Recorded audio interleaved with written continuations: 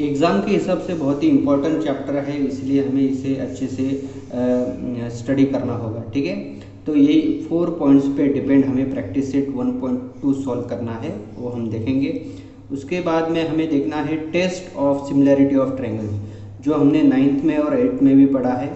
Test of similarity of triangles, sorry हमने 8th में congruency of triangles के test पढ़े थे, और 9th में हमने टेस्ट सिर्फ देखे थे। ठीक है, ओवरलुक किया था सिर्फ टेस्ट का। अभी इस बारे में ये टेस्ट के रिलेटेड में हमें पढ़ना है इस लेसन के अंदर। तो ये इसके ऊपर डिपेंड है 1.3 प्रैक्टिस सेट, बहुत ही इजी प्रैक्टिस सेट है, वो भी हम सॉल्व कर लेंगे। नंबर 6 पॉइंट है property of area of similar triangles. अभी यहाँ प्रॉपर्टी ऑफ रेशियो ऑफ, ठीक है, रेशियो ऑफ रहेगा, property of ratio of areas of similar triangles. बहुत से बच्चे जो है इस 2 पॉइंट्स में कंफ्यूज हो जाते हैं। कैसे? Ratio of areas of 2 triangles और ratio of areas of similar triangles. और एग्जाम के अंदर भी जब भी इस तरह से इसके ऊपर अगर कोई क्वेश्चन पूछा जाता है तो बच्चे जो है वो कंफ्यूज हो जाते हैं। पर हमें एक बात ध्यान में रखनी है कि यहाँ सिर्फ 2 ट्रायंगल्स है, और यहाँ कैसे ट्रायंगल्स है? सिमिलर ट्रायंगल्स रहेंगे। जो भी 2 ट्रायंगल्स रहेंगे वो कैसे रहेंगे? सिमिलर। ये सिमिलर ट्रायंगल्स है? नहीं, ये सिमिलर ट्रायंगल्स नहीं है। ठीक है, और इससे रिलेटेड हमें वो प्रैक्टिस सेट 1.4 सॉल्व करना है। ऐसा हमारा ये सिमिलरिटी टॉपिक रहेगा। इसमें हमें सबसे पहले हमें देखना है ratio of areas of 2 triangles. ये पॉइंट देखने से पहले हमें रेशियो क्या होता है वो कंसेप्ट हमें क्लियर करना होगा। सपोज 3 और 6 ये 2 नंबर्स है, और ये 2 नंबर्स का हमें अगर रेशियो फाइंड आउट करना है तो हम कैसे रेशियो फाइंड आउट करेंगे? 3/6, 3 1 जा 3, 3 2 जा 6, 1/2, या फिर इसे लिखते हैं 1:2, राइट। ये हुआ रेशियो, और हम कह सकते हैं कि 3 और 6 का रेशियो है 1/2, या फिर 3 और 6 आर इन प्रोपोर्शन 1:2। ये प्रोपोर्शन है 1:2।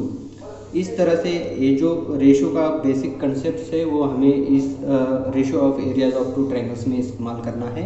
और एक बात है कि इसमें हमें जो एरिया का फॉर्मूला है, एरिया ऑफ ट्रायंगल का क्या फॉर्मूला है? 1/2 इंटू बेस इंटू हाइट। ठीक है, एरिया ऑफ ट्रायंगल का 1/2 इंटू बेस इंटू हाइट, ये फॉर्मूला हमें इस्तेमाल करना है। ये 2 कंसेप्ट से related ratio of areas of 2 triangles है, और property of areas of similar triangles है। ठीक है, अभी हम देखते हैं ratio of areas of 2 triangles. तो देखिए ratio of areas of 2 triangles, सबसे पहले हमें देखना है ratios of areas of 2 triangles when corresponding heights and bases are different. मतलब उनकी जो करस्पॉन्डिंग हाइट्स है और अगर बेसेस डिफरेंट होते हैं तो किस तरह से हमें उनके एरियाज का रेशियो फाइंड आउट करना है। तो अभी हम देखते हैं, यहाँ मैंने 2 ट्रायंगल्स ड्रॉ करके रखे हैं। यहाँ फर्स्ट ट्रायंगल है ABC ट्रायंगल्स, और उसमें हाइट है AD और बेस है BC। अभी बहुत से बच्चों को कन्फ्यूजन भी ये भी रहता है कि बेस कौन सा रहता है, किसे हमें बेस कंसिडर करना है। याद रखिएगा, जो हाइट हमने जिस पे भी परपेंडिकुलर रहती है, जिस भी साइड पर हाइट ये AD जो सेगमेंट है या फिर हाइट जो है वो परपेंडिकुलर रहती है, वो हमें बेस लेना है। ठीक है, AD यहाँ किसे परपेंडिकुलर है? BC पे परपेंडिकुलर है, इसलिए AD हाइट होगा और BC क्या होगा? उस ट्रायंगल का बेस होगा। ठीक है, वैसे ही हमने सेकंड ट्रायंगल लिया है BQR ट्रायंगल, उसमें PS जो है वो हाइट है और QR उसका बेस है। अभी हम क्या करते हैं, इनका जो कि एरियाज का रेशियो है वो फाइंड करते हैं। ठीक है, first of all area of triangle ABC हम लिख लेते हैं। अभी हमने देखा था कि एरिया अगर हमें किसी ट्रायंगल का फाइंड आउट करना है तो हमें कौन सा फॉर्मूला है? 1/2 इंटू बेस इंटू हाइट। तो ABC ट्रायंगल में बेस कौन सा है? BC, और हाइट AD है, राइट। उसी तरह से एरिया ऑफ ट्रायंगल PQR क्या होगा? 1/2 मल्टीप्लाई बाय बेस कौन सा है इसमें? QR, और हाइट है PS, राइट। अभी इन 2 ट्रायंगल्स के एरियाज का रेशियो हमें फाइंड आउट करना है, तो अभी हम उसे कैसे लिखेंगे? Area of triangle ABC upon area of triangle P Q are. Ratio अगर फाइंड आउट करना है तो आपको इसी तरह से लिखना होगा। इसका एरिया क्या है 1/2 multiply by B C into A D, right. और यहाँ पी क्यू आर का एरिया है 1/2 multiply by Q R into P S, right. यहाँ हमें दिख रहा है 1/2 है, दोनों भी क्या हो जाएंगे, कैंसिल हो जाएगी। यहाँ एरिया आएगा area of triangle A B C upon area of triangle P Q R is equal to B C into A D upon Q R into P S. मतलब कि हम यहाँ अभी कह सकते हैं कि दो ट्रायंगल्स के एरिया का रेशो, एरियाज का रेशो कैसा रहता है, उनके करस्पॉन्डिंग बेस। अभी लेट हम क्या करते हैं और इसे अच्छे से ध्यान में रखते हैं। In triangle A B C base is B and height is H. ठीक है, ए बी सी का हाइट मैंने बी लिया है और उसका बेस बी लिया है और हाइट मैंने क्या लिया है, एच लिया है। And in triangle P Q are base is B1 and height is H1। ठीक है, और पी क्यू आर ट्रायंगल में बेस B1 लिया है और हाइट मैंने लिया है H1।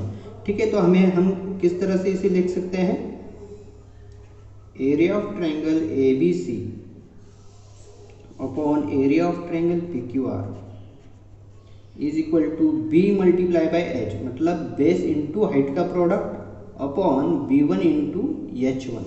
इस तरह से मतलब कि दो ट्रायंगल्स के एरियाज का रेशो जब उनके बेसिस और करस्पॉन्डिंग हाइट्स डिफरेंट होती है तो उनका रेशो कैसा होता है, is equal to product of their corresponding bases and heights. मतलब कि जो उनके करस्पॉन्डिंग बेसिस और हाइट्स होते हैं उनके प्रोडक्ट के रेशो के इक्वल उनका रेशो रहेगा। ठीक है, यहाँ लिखेंगे हम ratio of areas of two triangles is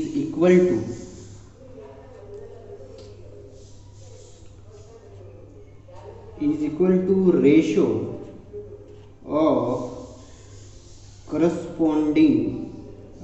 of product of their corresponding heights and bases. मतलब उनकी जो भी हाइट्स है या फिर बेसिस है उनके प्रोडक्ट का जो रेशो रहेगा वो जो रेशो रहेगा उसके इक्वल ये दोनों ट्रायंगल्स के एरियाज का रेशो रहेगा। ठीक है, तो ये कब रहेगा, इस तरह से जब उनके बेसिस और हाइट्स कैसे रहेंगे, डिफरेंट रहेंगे। ठीक है, ये हमें अच्छे से ध्यान में रखना है। इससे रिलेटेड हमें 1 to 2 मार्क्स के क्वेश्चन जो है एग्जाम में पूछे जाते हैं। अभी हम नेक्स्ट देखेंगे, इसमें कुछ कंडीशंस है। अभी हमने यहाँ देखा कि हाइट्स और बेसिस कैसे है, डिफरेंट है। ठीक है, और कंडीशंस हमें क्या देखनी है, अगर दो ट्रायंगल्स ऐसे हैं जिनमें अगर हाइट कैसी हो, सेम हो, या फिर बेसिस इक्वल हो, या फिर दोनों भी इक्वल हो, तो किस तरह से उनके एरियाज का रेशियो का आएगा वो हमें अभी देखना है। ठीक है, देखते हैं हम 1 by 1। अभी फर्स्ट कंडीशन क्या है, if Heights of both triangles is equal. अगर दोनों भी ट्रायंगल्स की अगर हाइट इक्वल रहती है तो उनके एरिया का रेशो कैसा रहता है वो हमें देखेंगे। अभी यहाँ मैंने दो फिगर्स ड्रॉ किए हैं, नेम मैंने सेम नेम दिए हैं उन्हें। ABC ट्रायंगल लिया है, उसमें AD हाइट लिया है, और PQR ट्रायंगल में PS हाइट लिया है। और हमें दोनों भी हाइट कैसी है, दोनों भी ट्रायंगल्स की हाइट कैसी इक्वल है, इसलिए हम यहाँ H और H यहाँ लिख लेते हैं। या फिर मैं और एक आपको एक फिगर इसके लास्ट में आपको एक फिगर बताऊंगा जिसमें दोनों ट्रायंगल्स इक्वल रहते हैं, किस तरह से वो फिगर रहती है वो भी आपको बता दूंगा। ठीक है, अभी देखिएगा यहाँ area of triangle A B C is equal to क्या आएगा 1/2 into B C multiply by A D, right. और डायरेक्टली रेशियो रखते हैं हम, area of triangle P Q R is upon 1/2 into Q R multiply by P S, right. अभी हमें क्या देके रखा है, ये 1/2 क्या हो गया, कैंसिल होगा, right. B C multiply by A D और Q R multiply by P S. हमें क्या देके रखा है कि दोनों भी ट्रायंगल्स का हाइट कैसा है, इक्वल है। देयरफॉर अभी यहाँ मैं लिखता हूँ कि B C multiply by H, A D के लिए एच लिया था, राइट, और Q R multiply by H. इसका भी हाइट हमने क्या लिया है, एच लिया है, क्योंकि दोनों हाइट कैसे लेने हैं, हमें इक्वल लेने हैं इसीलिए। और ये हाइट और हाइट क्या हो जाएगा, फिर इक्वल है इसलिए वो क्या होगा, कैंसिल होगा, राइट। और यहाँ रहेगा सिर्फ B C upon Q R. और बी सी और क्यू आर क्या है, वो दोनों ट्रायंगल्स के करस्पॉन्डिंग बेसिस है। मतलब कि इस पे से हमें कौन सी प्रॉपर्टी मिलती है, जब भी दो ट्रायंगल्स है और उनके हाइट्स अगर इक्वल रहती है तो उनके एरियाज का रेशो इक्वल रहता है, किसके, उनके करस्पॉन्डिंग बेसिस के रेशो, इतना, ठीक है। यहाँ लिखेंगे हम when Heights of two triangles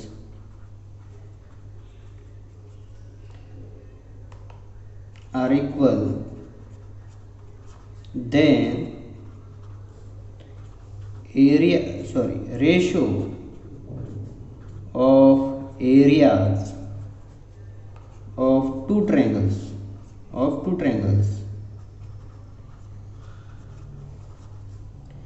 is equal to ratio of their corresponding bases।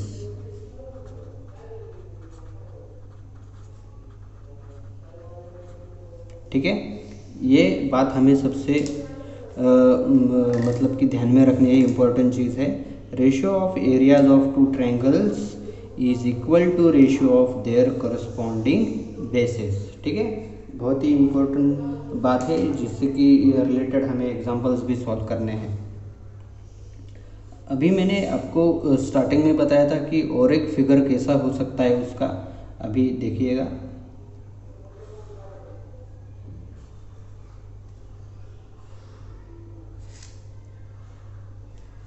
यहाँ मैंने एक ट्रायंगल ABC ड्रॉ किया है, AD AE। अभी देखिए यहाँ दो ट्रायंगल्स है, एक है ट्रायंगल ABC। अगर हम लेते हैं, कौन सा लिया ट्रायंगल मैंने, ABC लिया। यहाँ पे टोटल अगर देखोगे आप ABC ट्रायंगल लो या फिर ABE ट्रायंगल लो या फिर AEC ट्रायंगल लो, ट्रायंगल ABE, ट्रायंगल AEC। ठीक है, मैंने तीनों ट्रायंगल्स के नाम लिख लिए यहाँ। ये तीनों ट्रायंगल्स में ये हाइट कैसी है, कॉमन है, मतलब कि तीनों ट्रायंगल्स के लिए एक ही हाइट रहेगा। कौन सा हाइट रहेगा, AD। इस तरह से अगर आपको फिगर आती है तो आप तुरंत वहाँ पे आपको पहचानना है कि ये ट्रायंगल्स में उनकी हाइट कैसी है, इक्वल है, इसलिए उनका जो भी रेशो रहेगा, या फिर ये दो ट्रायंगल्स का रहे या फिर ये दो ट्रायंगल्स का रहे, तो उनके एरियाज का रेशो कैसा रहेगा, उनके बेसिस के रेशो के इक्वल रहेगा। ठीक है, इस तरह से आपको ये फिगर ध्यान में रखनी है। उसके बाद में नेक्स्ट कंडीशन हम देखने वाले हैं, सेकेंड कंडीशन। अभी देखिए कंडीशन सेकेंड हमें क्या दी है, if corresponding bases are equal. Last condition, first condition क्या देखी थी हमने, if corresponding heights are equal. अभी बेसिस इक्वल है, तो अभी हम देखेंगे कि किस तरह से उन दो ट्रायंगल्स के एरियाज का रेशियो हम फाइंड आउट करते हैं। ठीक है, तो देखिए यहाँ मैंने दो ट्रायंगल्स ड्रॉ करके रखे हैं। एक ट्रायंगल है ABC ट्रायंगल, ठीक है, आपको दिख रहा है। यहाँ AZ उसका हाइट है और BC उसका क्या है, बेस है। उसी तरह से यहाँ और एक ट्रायंगल है XCB, कौन सा ट्रायंगल? X C B. यहाँ इस ट्रायंगल का हाइट है एक्स वाई। क्या है उसका हाइट? एक्स वाई है। अभी यहाँ देखेंगे हम तो ए जेड और एक्स वाई दोनों पे हाइट डिफरेंट है, पर बट इन दोनों में एक बात कॉमन है। क्या है? कि उनका दोनों का बेस बी सी जो है वो कॉमन है। याद रखिएगा, इसमें आप बेस बी वाई नहीं लिखना है, आपको लिखना है बी सी। क्योंकि देखिए, जब भी कोई ऑब्टूज एंगल ट्रायंगल रहता है, ऑब्टूज एंगल ट्रायंगल यहाँ ड्रॉ करके बताता हूँ मैं। इस तरह से अगर कोई ट्रायंगल रहता है जिसमें एक एंगल क्या होता है? ऑब्टूज एंगल रहता है, उसका हाइट कभी भी ट्रायंगल के अंदर नहीं आता है, उसका हाइट कहाँ रहता है? ट्रायंगल के बाहर, इस तरह से। और इसीलिए हमें ये जो साइड है उसे हमको एक्सटेंड करना पड़ता है, बढ़ाना पड़ता है। इस तरह से ऑब्टूज एंगल ट्रायंगल का हाइट आता है। ठीक है, तो अभी देखेंगे हम इस ट्रायंगल्स के एरियाज का रेशो कैसा रहता है जब उनके करस्पॉन्डिंग बेसेस इक्वल रहते हैं। Area of triangle A B C upon area of triangle X C B. ठीक है, अभी लिख लेते हैं हम। फॉर्मूला क्या होता है? 1/2 into base into height. Base है बी सी और हाइट कौन सा है? ए जेड, राइट। उसके बाद में अभी हम देखते हैं 1/2 इसका एक्स सी बी का क्या आएगा? एरिया का formula 1/2 into C B multiply by X Y. ठीक है, सी बी उनका बेस है और एक्स वाई उसका क्या है? हाइट है। अभी 1/2 कैंसिल होगा, यहाँ रहेगा बी सी। अभी देखो, यहाँ बी सी और सी बी, बी सी या फिर सी बी दोनों अलग अलग साइड्स नहीं है, एक ही साइड है, इसीलिए ये भी क्या होगा? कैंसिल होगा। क्यों होगा? क्योंकि दोनों भी कैसे है? कॉमन है। दोनों भी ट्रायंगल्स में उनका बेस कैसा है? कॉमन है। इसीलिए उनका रेशो जो है दो ट्रायंगल्स का वो कैसा आया? उनके करस्पॉन्डिंग हेड्स के इक्वल में आया। उनके करस्पॉन्डिंग हेड्स का जो रेशो है उसके इक्वल ये दोनों ट्रायंगल्स के एरियाज का रेशो रहेगा। ठीक है, तो इसमें इस पे से हमें प्रॉपर्टी कौन सी मिलती है? If corresponding bases are equal, then areas of two triangles, sorry यहाँ रेशो लिखना रह गया हमारा, then ratio of areas of two triangles is equal to ratio of their corresponding Heights. ठीक है, अभी इसमें दोनों कंडीशंस में आपको क्या बात ध्यान में रखनी है? अगर बेसेस इक्वल होते हैं तो एरियाज का जो ट्रायंगल्स के एरियाज का रेशो रहता है वो हाइट्स के इक्वल रहता है, और जब हाइट्स इक्वल रहती है तब उनका एरियाज का रेशो कैसा रहता है? उनके बेसेस के रेशो के इक्वल रहता है। ठीक है, अभी देखेंगे इसमें और एक फिगर कैसा रहता है वो भी आपको बता देता हूँ।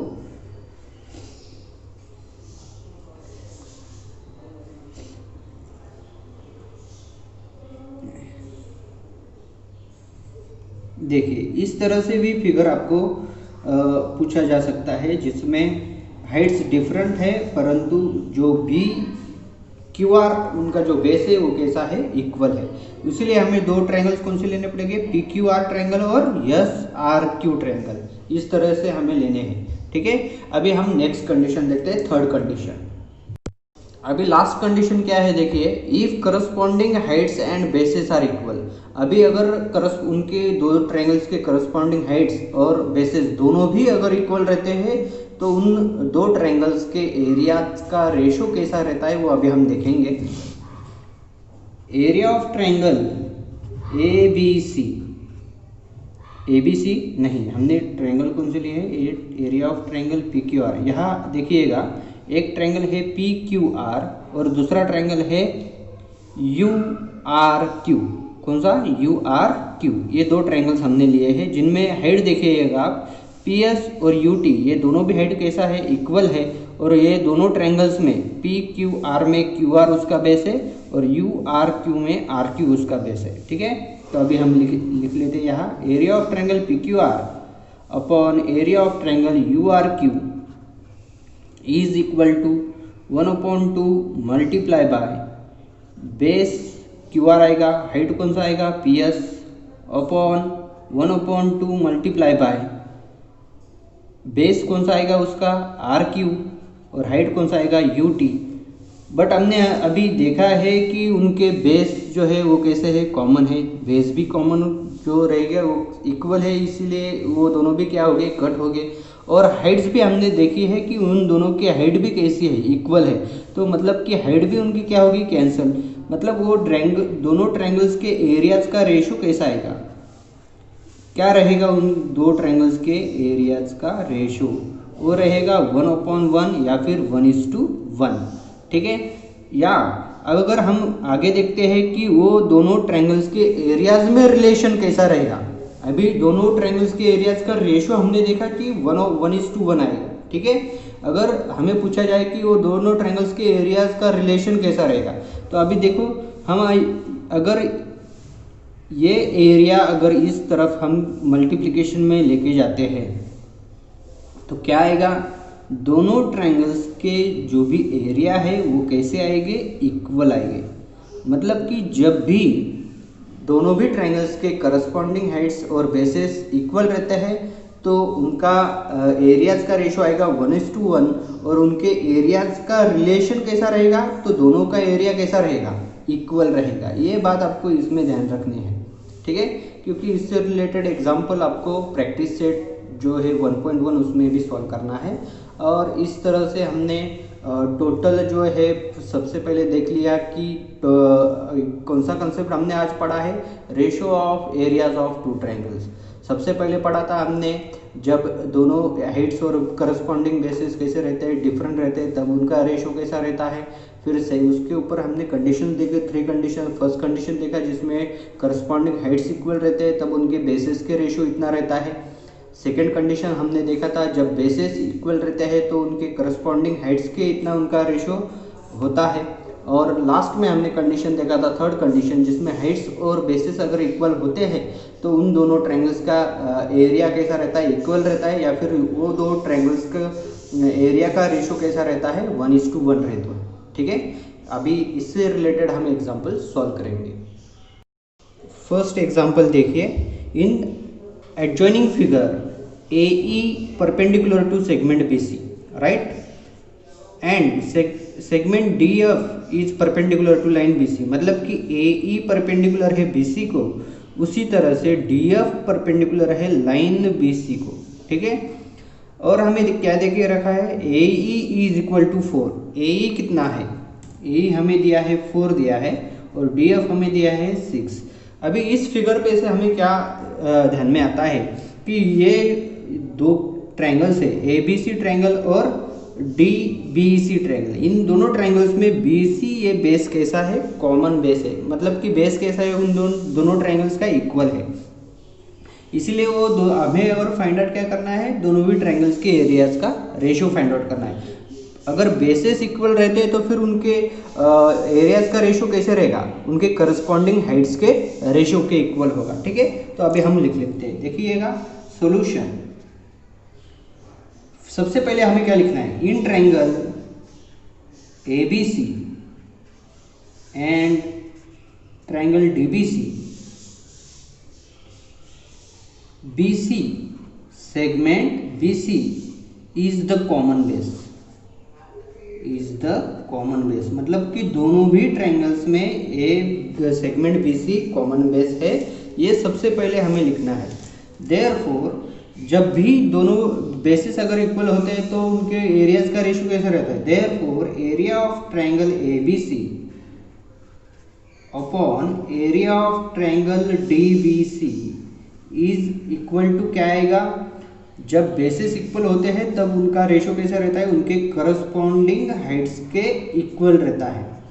याद रखना है, बच्चे क्या करते हैं कि पूरा फॉर्मूला लिख के उसे फिर उसको आप एलिमिनेट करके फिर उसको इस तरह से लिखते हैं, वैसा नहीं करना है। आपको सीधा सीधा यहाँ डायरेक्टली लिखना है, ट्रायंगल ABC और DBC have equal height, common base BC and directly आपको उनका जो एरियाज का रेशो है वो आपको हाइट्स के इक्वल में लिखना है। बट आपको यहाँ एक रीज़न लिखना होगा। क्या लिखोगे आप?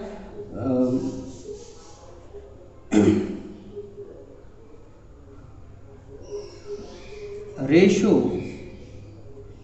is proportionate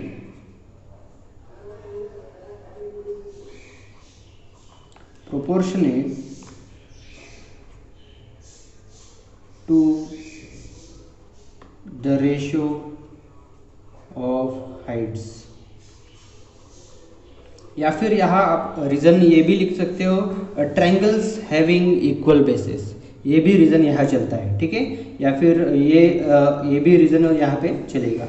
उससे अच्छा है ट्रायंगल्स हैविंग इक्वल बेसिस, वो रीज़न आपको मतलब कि ज़्यादा ध्यान में रहेगा, ठीक है। तो अभी ए हमें कितना दिया है? 4 दिया है, 4। DF हमें कितना दिया है? 6 दिया है। 2 2 जा 4, 2 3 जा 6, मतलब कि area of triangle ABC upon area of triangle DBC is equal to 2/3। ये रहेगा उनका रेशियो। हमें सिर्फ क्या करना है, जो भी फिगर हमें दी है उनमें हमें पहचानना है कि वो ट्रायंगल्स कैसे, मतलब कि उनमें बेसिस, करस्पॉन्डिंग बेसिस और करस्पॉन्डिंग हाइट्स हमें फाइंड आउट करनी है, ऑब्जर्व करनी है अच्छे से कि इक्वल है या नहीं, ठीक है। इतना हमें करना है। अभी सेकेंड एग्जाम्पल हमें क्या देखे रखा है वो देखेंगे हम। In triangle ABC point D on side BC such that DC is equal to 6, BC is equal to 15। DC कितना है? 6 दिया है, और BC कितना दिया है हमें? BC 15 दिया है, ठीक है। अभी देखिएगा, ट्रायंगल ABC में D पॉइंट BC के ऊपर है और DC 6 दिया है और BC कितना दिया है? 15 दिया है। अभी फाइंड आउट क्या करना है हमें? Area of triangle ABD is to area of triangle ABC। ABD is to ABC, मतलब कि ABD ट्रायंगल और सबसे बड़ा ट्रायंगल ABC जो है उनका रेशो फाइंड आउट करना है। उसके बाद में area of triangle ABD is to area of triangle ADC। ABD और ADC ये ट्रायंगल्स के एरियाज का रेशो हमें फाइंड आउट करना है।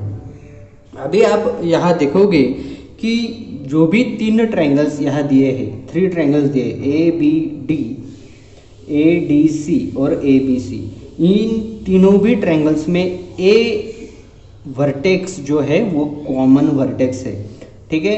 और उनके बेसिस अगर हम देखते हैं तो हमें यहाँ दिखाई देता है कि वो कोलिनियर है। कोलिनियर यानी पता है आपको, एक ही 3 पॉइंट्स अगर एक ही लाइन पे रहते हैं तो उन्हें कोलिनियर पॉइंट्स कहते हैं, ठीक है। तो BDC ये जो तीनों ट्रायंगल्स के बेसिस है वो एक ही लाइन पे है, इसीलिए उनकी हाइट कैसी रहेगी? इक्वल रहेगी। अभी हमें ये लिख लेना होगा, पहले देखिएगा किस तरह से हमें लिखना है। In all triangles A is the common vertex, A is the common vertex and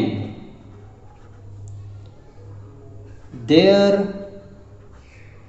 corresponding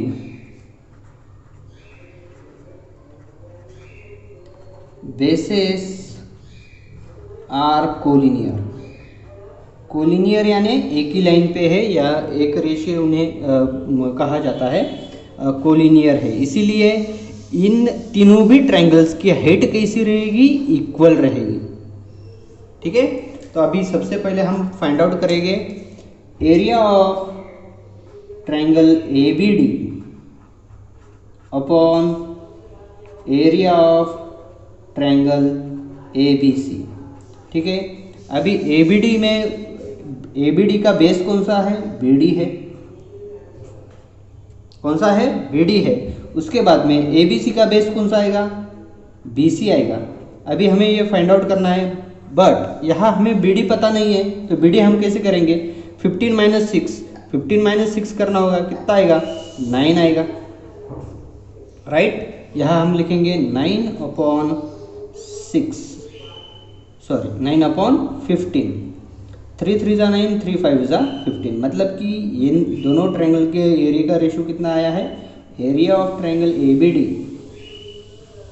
is to area of triangle ABC is equal to 3:5। इस तरह से हमें उसे लिखना है। ठीक है, बहुत ही इजी क्वेश्चन है, इसे हम यहाँ सॉल्व कर लेंगे। ठीक है, कहाँ सॉल्व करते हैं, इसे यहाँ सॉल्व कर लेते हैं। ये भी आपको सॉल्व BD भी फाइंड आउट करना होगा। ठीक है, किस तरह से, BC is equal to BD plus DC। क्यों लिखा है, क्योंकि B'(D'(C) है, मतलब कि वो कोलिनियर पॉइंट्स है। BC कितना दिया है हमें 15, BD पता नहीं है, DC कितना है 6, 15 minus 6 is equal to BD, देयरफॉर BD इज इक्वल टू कितना आएगा 9 आएगा। ठीक है, इस तरह से ये भी आपको लिखना होगा। बाद में हमें फाइंड आउट करना है triangle of ABD is to triangle of ADC। इन दो ट्रायंगल्स का रेशो हमें फाइंड आउट करना है, वो यहाँ फाइंड आउट करके देता हूँ मैं आपको। ठीक है, area of triangle ABD upon area of triangle ADC is equal to, ABD का बेस कौन सा है, BD है, और ADC का बेस है DC। BD कितना आया है हमारा 9, DC है 6 दिया हुआ है हमें, 3 2 जा 6, 3 3 जा 9, मतलब कि area of triangle ABD is to area of triangle ADC क्या आया 3:2। यहाँ हमें लिखना होगा ट्रायंगल्स हैविंग इक्वल हाइट्स। ठीक है, यहाँ भी हम लिख लेते हैं ट्रायंगल्स हैविंग इक्वल हाइट्स, या फिर हम यहाँ और एक रीज़न क्या लिख सकते हैं, एरियाज प्रोपोर्शनेट